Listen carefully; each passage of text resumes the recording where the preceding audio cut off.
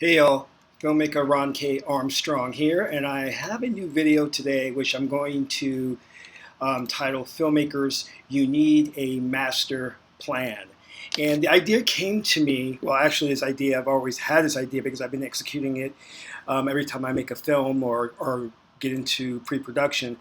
But the idea to make a video on this really came from the fact that I was talking with a young guy who I'm kind of mentoring, and he's going out on this date. And he was asking me about like where should he take the girl on a date.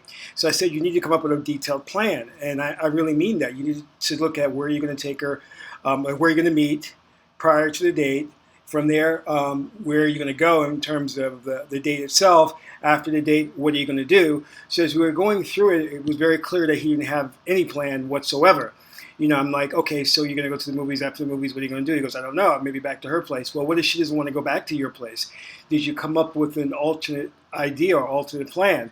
And this is something that filmmakers could learn and really utilize, because what I see a lot that's happening is that we're good at planning our production schedule, our budgeting, things like that. But once the film is shot, it seems to be like all we can think about is, well, you go on the film festival circuit, well, you put it on YouTube. And there's no real detailed, comprehensive plan that outlines how you should promote your film, given the type of film it is and given the type of resources that you have. And that's very important, and I want you to think about it this way. Let me take a step back to add some clarity around this. I was listening to this coach, and she goes on telling people, or filmmakers specifically, how she can help them in their film career by coaching them and giving them advice on what to do with their films, right? So the thing that she was saying, and I listened to a lot of what she was talking about because she was giving this young filmmaker some advice, was that the one thing I saw that kind of disturbed me is that she was really painting this picture of Hollywood, this fairy tale picture of Hollywood, as if you work hard, if you have talent, you'll get discovered. And if you've watched some of my previous videos, you know that I don't go by that model, because I know, I've worked in the industry, and I know full well that the industry has a separate set of rules for minorities. So if you're a woman, so if you're black, if you're Latino, you're Hispanic, Asian, then you're not going to be able to achieve the same success as a white male, and you're not going to be able to travel that same path as a white male to your objective, because it's like being invited to a party but no one really wanted you to come, and Hollywood is like that. They have minority filmmakers, actors working in the industry, but they really don't want them there, and it's evidenced by the types of roles they get, the types of films they produce. So we have to, in order for us to really make progress in the industry, we've got to be open and honest. And some of these coaches who calling themselves coaches have to start speaking the truth, because people will respect you more for it. You've got to say, hey, listen, the odds are difficult of making it. The system is very racist. The system doesn't want you in there. But here are ways that you can get around that and get yourself in there and have a successful career. Instead of us going and just really like harping on this fairy tale of like, yeah, it's all about talent, talent is everything, And to me, as I've said many times before, talent is a given. If you don't have talent, you shouldn't be in this industry in the first place. So don't come and say, well, I've got talent, because that's meaningless, because most people who are in the industry have some form of talent, not all, but most people. So I want you to keep that in mind, that it's important that if we're going to make progress, we have to get rid of the illusion, Maya, that's being pumped out to us on a daily basis, and start dealing with the practical knowledge and the practical understanding of what we're facing here. And that is important. I understand that a lot of people, especially these coaches, don't want to insult anybody, name names, but you don't have to name names, and you don't have to insult anybody.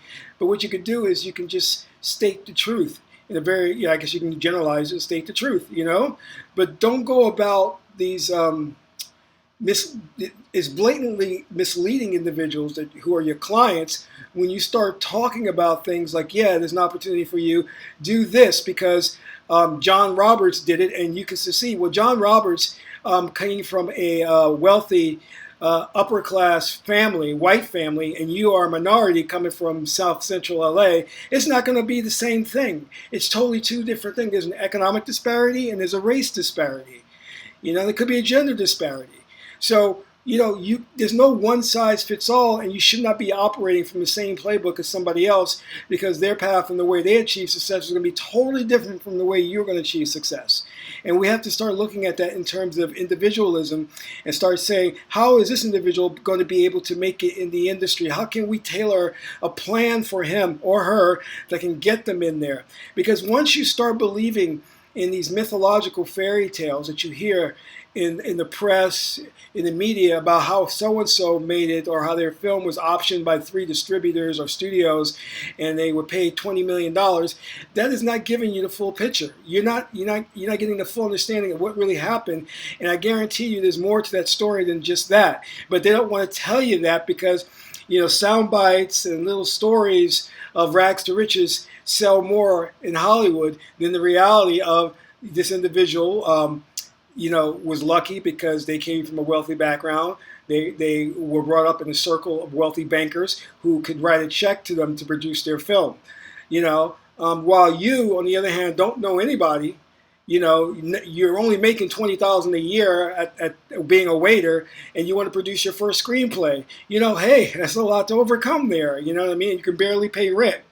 So that's a different set of circumstances than someone else who's already well connected and who's coming from a bit of a privileged background. When I was in film school, I can remember me scraping money to do my thesis film when other filmmakers who are trust fund babies, their parents were giving them $50,000 to make their short films. I mean, like $50,000 to make a short film. I mean, it's incredible, So I want you to keep that in mind and really just come back down to earth. When you read these sensationalized stories, understand that they're just there just to create hype. And don't be too quick to get on the hype train. Believe me, because you're going to feel sorry. Because what will happen is you will do everything you're supposed to do, and you're going to follow a plan that was laid out, only to come to the conclusion that it didn't work for you. And you will not know why it didn't work, and what you'll do is turn inward and blame yourself for not being as talented or making some mistakes when it's not your fault.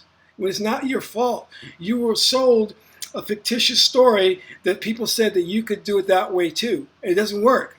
I see these multi-level marketing schemes, these get-rich-quick schemes, that are being touted out there. And everybody thinks that if they go and purchase that plan and follow that plan, they'll be getting rich, And 9 times out of 10, those people don't. They fall off by the wayside because the plan was no good from the get-go. So a filmmaker needs to have a master plan when they begin with. And what do I mean by that? You need to look at your type of film, whether it's a short film, feature, romantic comedy, a drama, sci-fi, and you need to start looking and understand and say, you know what is the best avenue to get my film out there, to get it seen by, number one, the power brokers in Hollywood or the influencers, and number two, and connect and find my key audience, And there are multiple ways and channels to do that. And there's no way that's one correct way. We are stuck in this late 90s model of, take it to the film festivals, or do a private screening for distributors, That works, but that model's outdated. Now, you have to start looking at things like, does my film lend itself to working well on YouTube, or will it get lost in a sea of other films on YouTube and Vimeo? Does my concept work well as a web series instead of a one-shot film to build fan loyalty? Who am I as a brand? How will people connect with me as a brand? When they see my film, does my style come across? Am I clearly communicating my film style, or what am I about as a filmmaker? If I want to get my film out there, what's the best distribution route to do that? Is it theatrical? Should it go straight to streaming on like Hulu and Amazon and Netflix? Or, like, or do I produce physical DVDs, which very few people are doing anymore, and self-distribute that way, selling the DVDs on my website through something like a PayPal account. You know what I mean? There's a lot of ways to do this, but the thing is, you got to look at your film and say, what is the best way of me getting my film out there to the power brokers based on the type of film it is. You know what I mean? And that's important because if you have a controversial film, it may be very difficult to attract the type of attention that you're looking for because people may not be readily available or want to see it because you're dealing with such a really difficult, a difficult subject matter. Versus if it's a very commercialized film, then you have a broad base of appeal, and you can start showing it around to a lot of different people. One of the things you want to do is you want to get on IMDb and start looking at the major studios and their acquisition departments if you have your film ready to go, and look at their acquisition department, see who you can contact and get them to screen your film. You don't always have to go to a festival because festivals can be very expensive and time consuming, and only the top tier festivals are where you're going to find the real power brokers that could get you to the next level in your career. Other than that, going to any of those lesser tier film festivals could be a waste of your time. So again, devising your plan and mapping it out very carefully in terms of who you are as a filmmaker, your style, how you're going to brand yourself, what type of distribution your film is going to get, what type do you want it to get that can make, and don't ever think that, well, because most successful filmmakers who made in Hollywood have done so just by putting their films in the film festivals. Well, that doesn't mean that you're going to be successful doing that. So don't use that as a paradigm for your success. Start to look carefully at it and say, do I need to build up word of mouth through the festival circuits for this film to hit a tipping point to where it virally spreads like wildfire? Do I need to first release it on YouTube, gain a following of viewers on YouTube, and then move from there to another platform, like start streaming it on Hulu or something?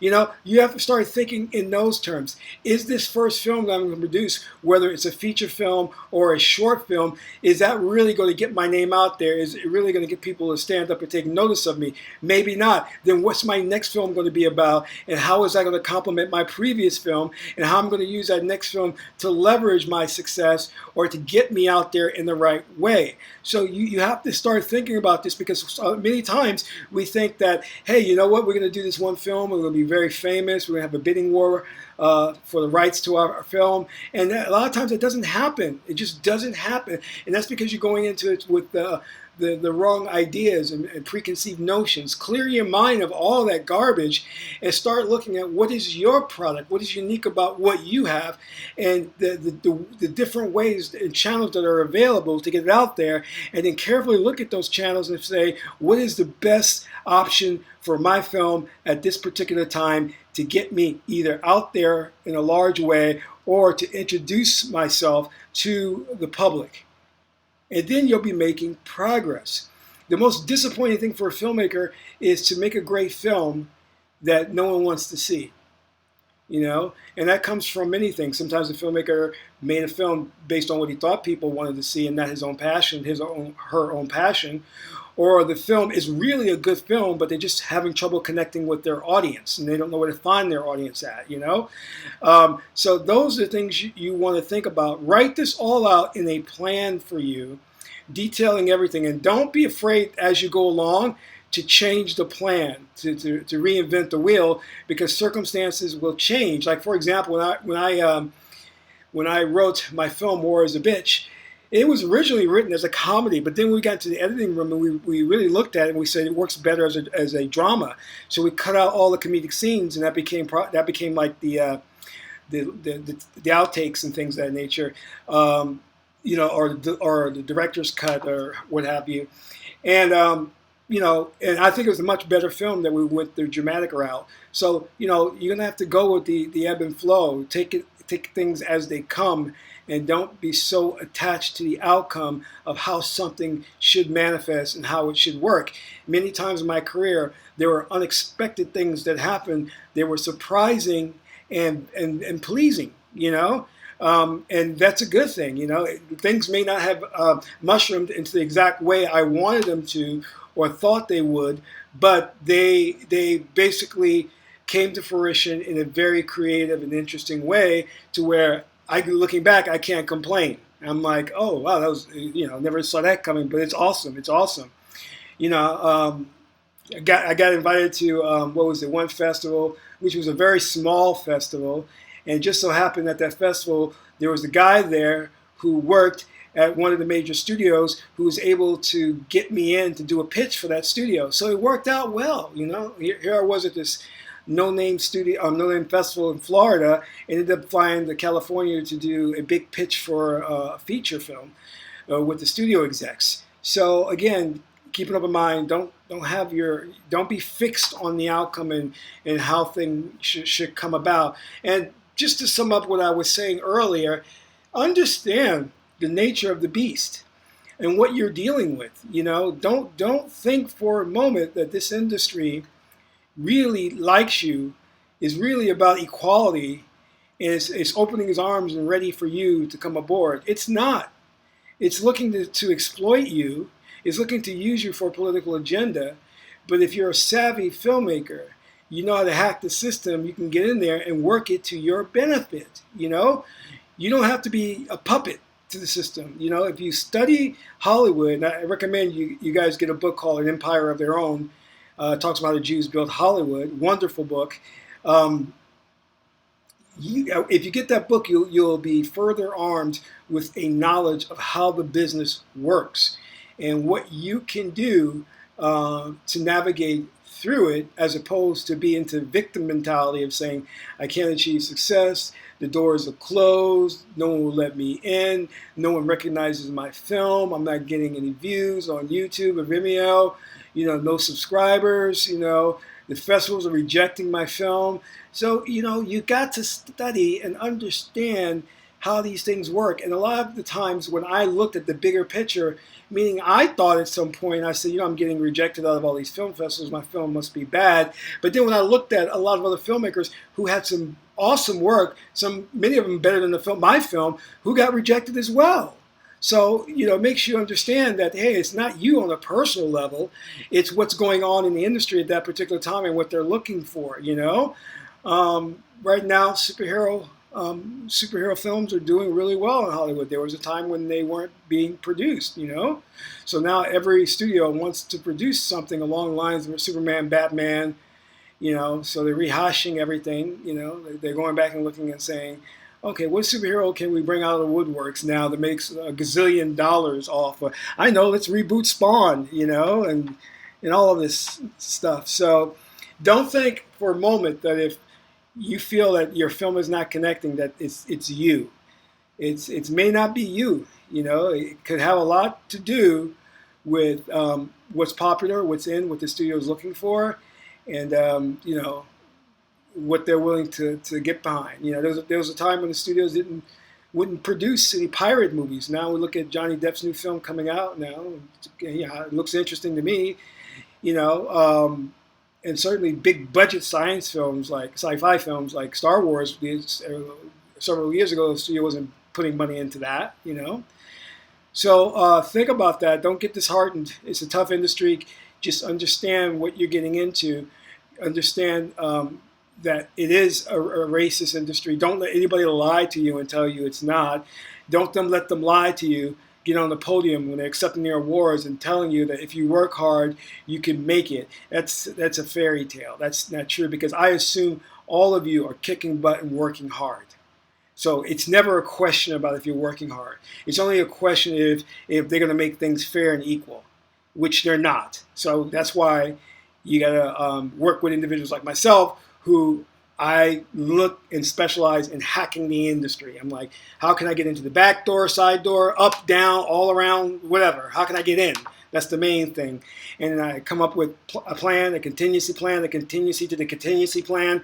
You know, all the great ways that will get you in there. So That's what you need to be about a master hacker, a film hacker. And well, I think I've said a lot for now. If you like this information, you want to hear more, subscribe to my YouTube channel below and like this video.